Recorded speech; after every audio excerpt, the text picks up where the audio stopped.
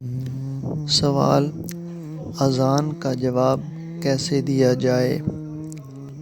جواب: واضح رہے کہ اذان در حقیقت نماز کے لیے اعلان ہے۔ اصل عبادت نماز ہے، جو ہر عاقل و بالغ مرد و عورت پر فرض ہے۔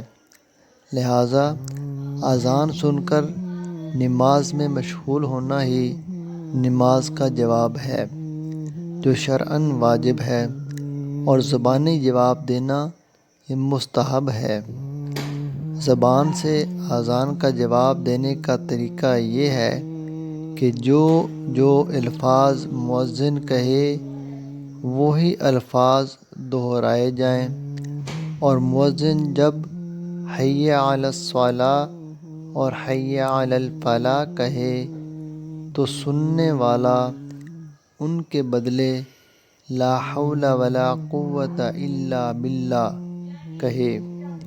اسی طرح فجر کی اذان میں الصلاۃ خیر من النوم کی جگہ صدقت و بررت و بالحق نطقت یہ الفاظ کہے جائیں، تو یہ اذان کا جواب اس طرح دینا مستحب ہے، اور نماز کے لیے حاضر ہو جانا یہ شرعاً واجب ہے۔